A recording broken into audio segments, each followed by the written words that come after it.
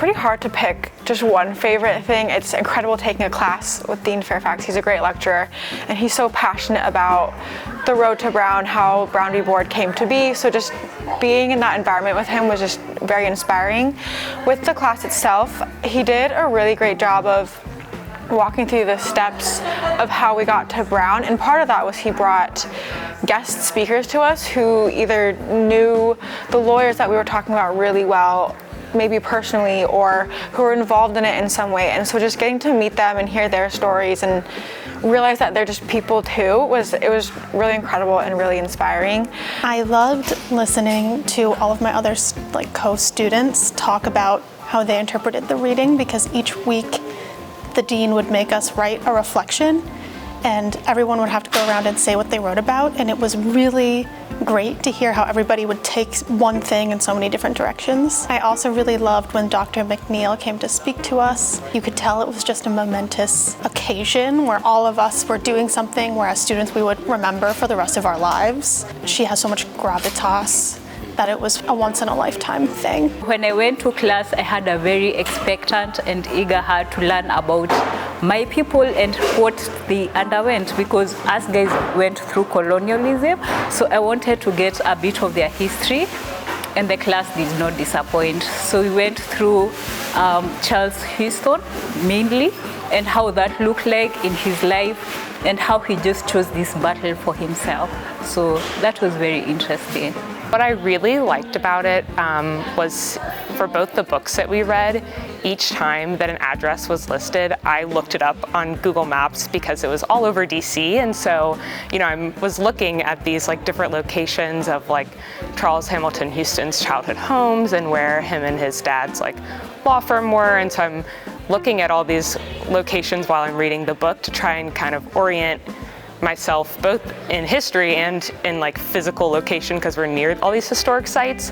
So it was really, really just awesome to go to these places in real life and be where history was made and continues to be made.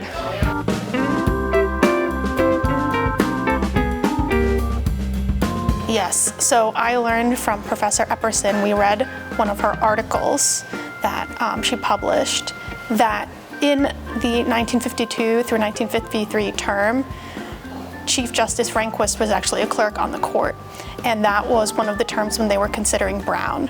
And he wrote a memo to his justice at the time saying that Plessy was decided rightly and should not be overturned. And that, to me, informed a lot of what happened when he was Chief Justice.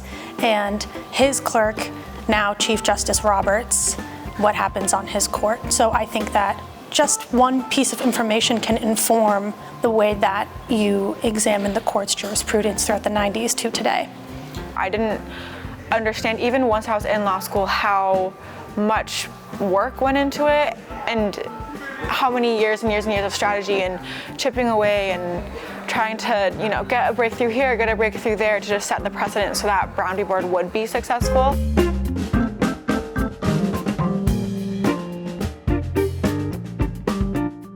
It was just evidence of what we saw, we learned in class. It was just putting everything in perspective, and that was again very interesting to know that history was written right here, and it was not far off from our reality, because sometimes when you see these people, it's hard to imagine, but when you see where they come from, it's very inspiring.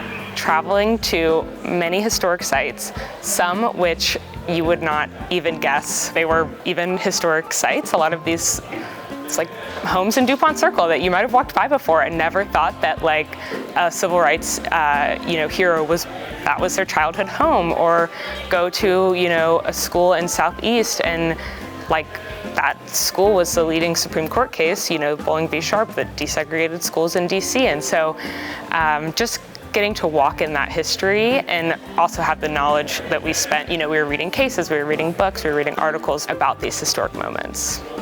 We spent months learning about all these locations, all these places that happen just in our backyards, quite literally. So getting to see some of those more humble houses, getting to go to the Supreme Court and see the actual transcripts from Road to Brown pulled for us, all of that was just incredible and almost teary-eyed at a couple of moments. But I don't know, the whole thing was just very inspiring, and just, what am I doing with my life?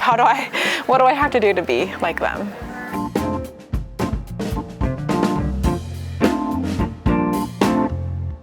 It's got to be the Supreme Court. I had never been to the Supreme Court before, and it was really special to have the original transcripts from the Brown arguments, and to be able to go through those and talk with the Supreme Court librarian about even just understand how the Supreme Court librarian services the Supreme Court, and to hear him say that, you know, our clients are the 9 justices was just, it's like a law school, you know, nerd moment.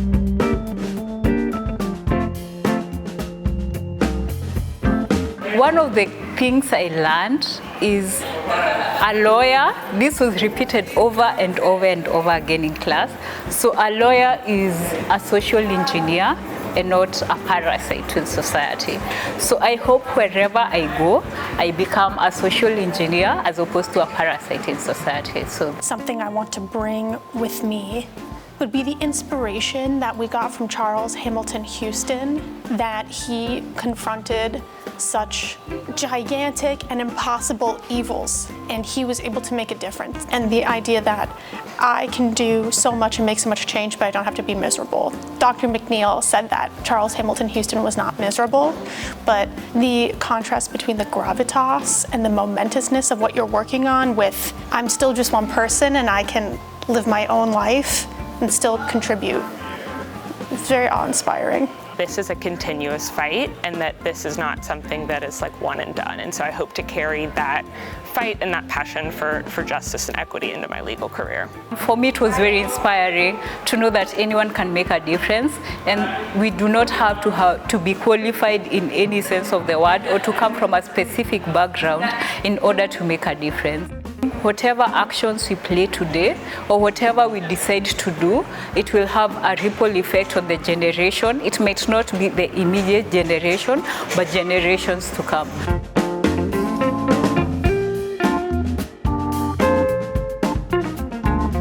We spent 9 hours with Dean Fairfax having just a blast, getting to kind of see both into his legal mind and see the issues that he's passionate about. I mean, this was the one class that he taught during his tenure at WCL, and so to see that he chose to focus an entire course on Brown and to plan an entire field trip was just a really interesting moment.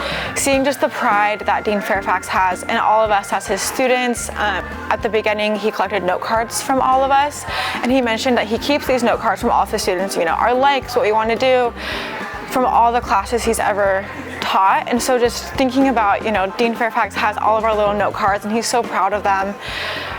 So getting to see that and see that passion relayed through his interests was just a really incredible opportunity. And the people that I got to meet in the class, it was just something that I would recommend for everyone if they have the chance to ever take something like that. Just learning the dean loved a lot of selfies, so that's also inspiring. Yeah. Personally, I loved seeing the dean at Howard. That was really heartwarming at his new house. I guess you could say his new home. You don't have to put that in because I don't think he'll want that in.